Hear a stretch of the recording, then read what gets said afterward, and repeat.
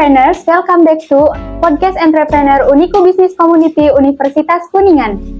Hari ini kita lagi datang ke salah satu UMKM di desa yang ada di Kabupaten Kuningan, lebih tepatnya ada di Desa Singkup, Kecamatan Japara, Kabupaten Kuningan. Nama usaha yang akan kita wawancarai kali ini bernama Kokolotok, salah satu UMKM yang ada di Kabupaten Kuningan yang sudah mungkin beberapa tahun menjalani usahanya dan mungkin sudah cukup punya nama di desa ini. Penasaran siapa dia? Langsung saja kita kupas tuntas usahanya. Assalamualaikum Bapak. Waalaikumsalam ya. Bapak, sebelumnya kita mau mengucapkan terima kasih dulu karena hari ini Bapak udah mau meluangkan waktunya dan mau untuk bergabung di podcast kami hari ini. Iya. Bapak, sebelum kita kupas tuntas tentang usaha Bapak, boleh dong Bapak perkenalkan dulu dirinya, nama Bapak siapa, dan sejarah usaha Bapak itu seperti apa? Baik. Assalamualaikum warahmatullahi wabarakatuh. Waalaikumsalam. Nama saya Pak Nono dari Desa Singkup, Kecamatan Japara, Kabupaten Kuningan. Usaha saya di bidang kepala kambing yang namanya Kokolotok. Udah berjalan sekitar 4 tahunan. Itu juga saya itu generasi ketiga yang awalnya dulu kakek dan nenek saya berjualan Kokolotok. Sampai sekarang saya generasi ketiga. Oh, jadi usaha Bapak itu adalah usaha turunan ya, yang Betul, sebelumnya iya, itu betul. oleh kakek dan neneknya dijalankan, seperti itu. Iya. Oke Pak, langsung ke pertanyaan selanjutnya itu, apa sih yang membedakan Kokolotok punya Bapak dengan Kokolotok yang lain? Mungkin sekarang ada inovasi baru usaha Bapak kali ini dibandingkan usaha yang sebelumnya, seperti itu, usaha Kokolotok yang sebelumnya misalnya. Ya, baik. Untuk kepala kambing Kokolotok mungkin banyak ya di luar sana, di rumah makan banyak, bahan bakunya sama, tapi ini beda banget artinya dari rasa juga dari kemasannya juga gitu.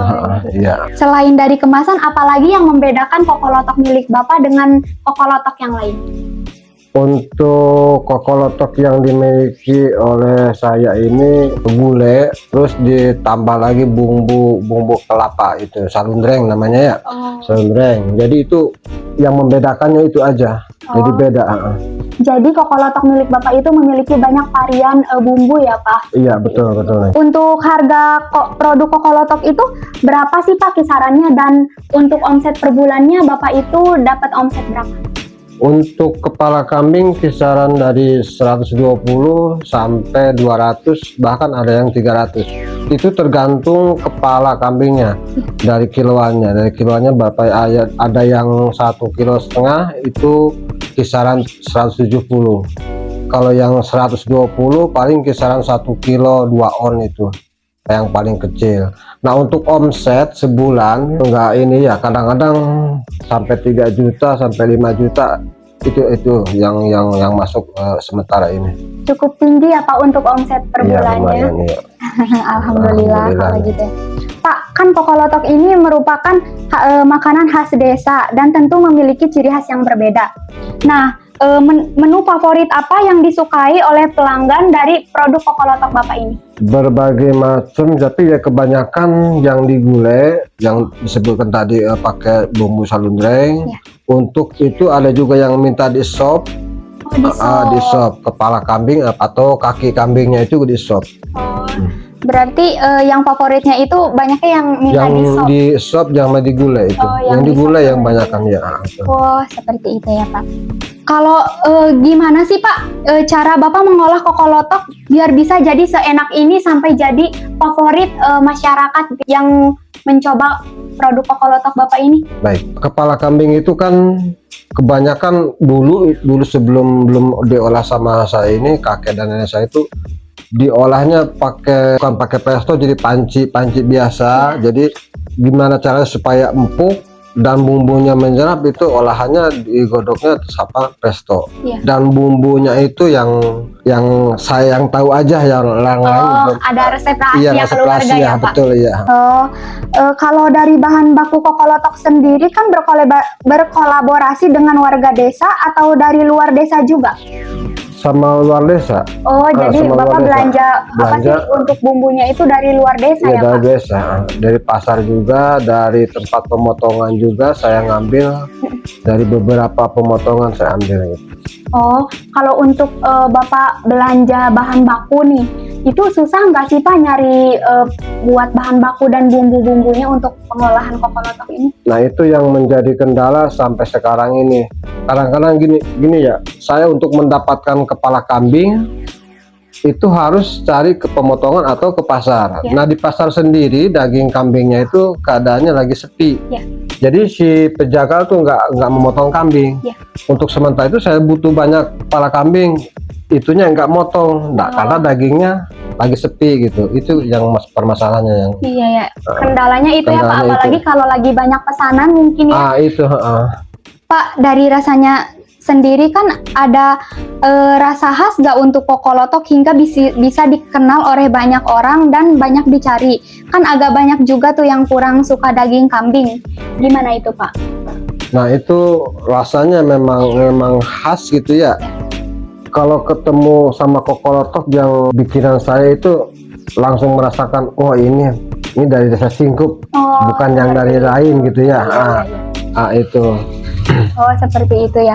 Jadi mungkin Bapak tuh punya teknik tersendiri ya, teknik sehingga bisa jadi favorit sehingga orang yang mungkin nggak suka kambing pun, nggak suka daging kambing pun kalau coba kokolotok punya Bapak ini jadi suka dan jadi tertarik gitu ya Pak buat mencobanya. Iya betul. Awalnya kadang-kadang kalau belum pernah mencoba, katanya takut apa gimana enaknya seperti apa. Nah, setelah mencoba dia langsung pesen ataupun beberapa kali bisa pesen. Iya, repeat order. Oke. Mungkin terkait itu bisa nggak sih Bapak ceritakan sedikit bagaimana Bapak proses pengolahan kokolotok ini? Baik. Pertama saya belanja kepala kambing yang masih ada bulunya itu ya. Oh iya. Setelah itu bakarnya manual pakai api di dapur biasa. Setelah itu bersih, dikerok sampai bersih, dicuci, lalu dibelah dua. Itu juga tergantung permintaan. Ada juga yang satu kepala kambing dibelah menjadi 6, ada yang menjadi 8, ada juga yang dibelah seperti itu aja, dibuka dua. Oh, dibelah dua aja. Belah dua. Nah setelah itu dicuci biar bersih sampai steril, baru masukkan ke itu apa namanya, presto. Oh, ke presto. Ke presto. Itu di presto juga tergantung tua mudanya. Kepala kambingnya misalkan muda, itu cukup paling 10 menit atau 15 menit dari bunyi presto itu. 15 menit. Kalau yang kepala kambingnya udah tua, itu bisa mencapai 30 sampai 40 menit. Lama itunya. Nah setelah itu udah dibuka matang, baru kita tumis bumbu. Tumis bumbu. Setelah tumis bumbunya biar matang betul, dan juga ada bumbu resep juga, resep rahasia itu, baru dimasukkan kepala kambingnya ke wajan bumbu itu. Setelah itu baru dikemas. Setelah itu jadilah kokolotok. Iya betul. Nah, mungkin kan sudah banyak yang mengenal kokolotok, produk dari Desa Singkup ini ya, khususnya produknya Bapak. Gimana sih cara Bapak itu memperkenalkan kokolotok kepada masyarakat yang bisa kenal produk kokolotok Bapak itu? Dulu caranya kayak gimana memperkenalkan produk Bapaknya? Iya, baik nih. Dulu sebelum ada HP belum apa, jadi dari mulut ke mulut aja. Promosi dari mulut ke mulut. Setelah itu ada yang pesan kokolotok, rasanya enak, kata dari mana, dari Singkup Parono katanya, itu seperti itu. Waktu dulu ya Pak, mungkin sebelum ada teknologi. Kalau di era teknologi sekarang itu Bapak udah melakukan promosi yang lebih maju lagi nggak, atau masih tetap dari mulut ke mulut? Ya sampai sekarang ini memang dulu pernah masuk YouTube ya.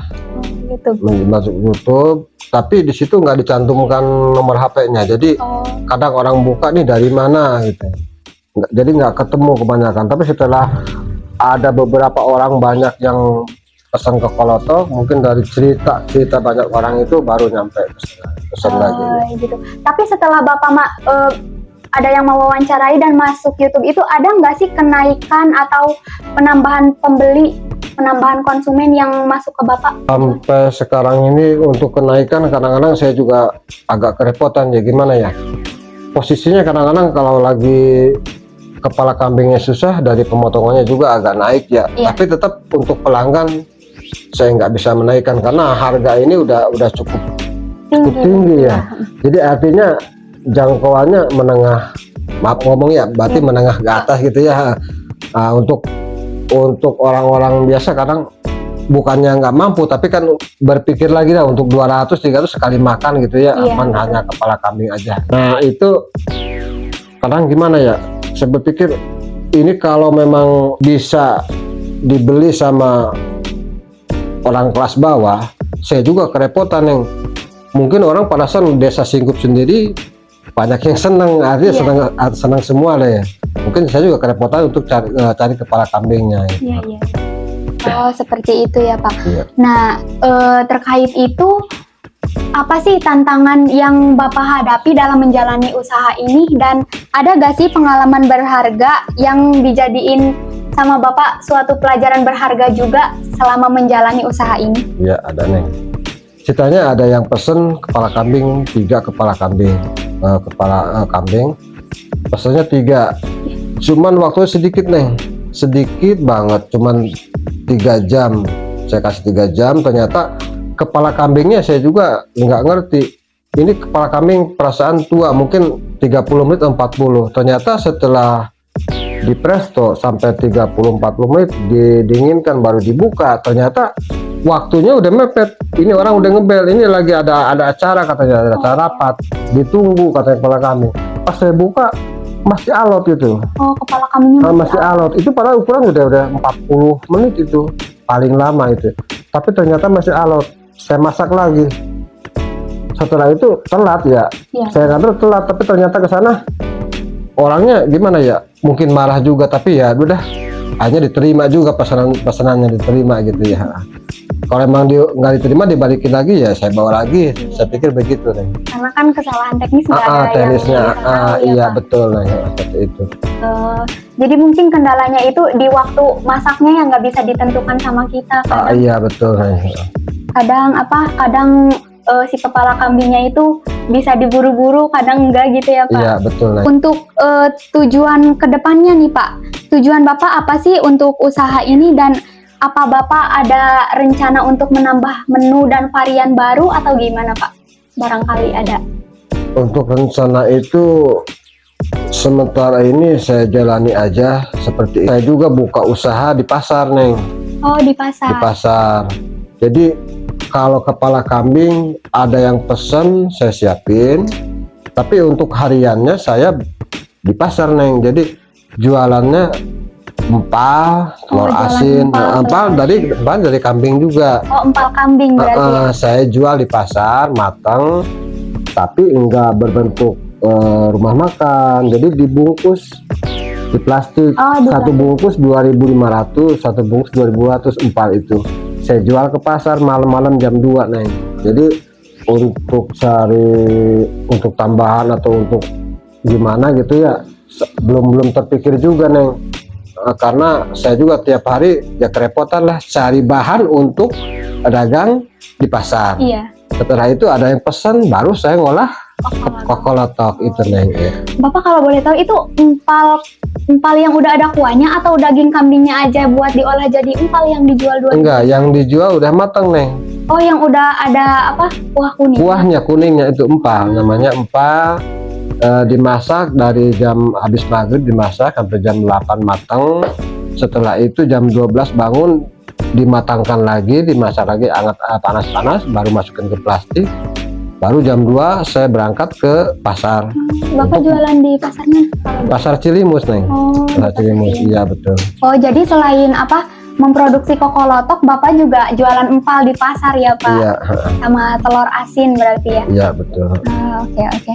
Mungkin ada nggak sih Pak sedikit pesan yang Bapak ingin sampaikan kepada pendengar podcast kita kali ini, terutama yang mungkin tertarik untuk mencoba makanan khas Desa Singkup ini, yaitu produk Bapak kokolotok?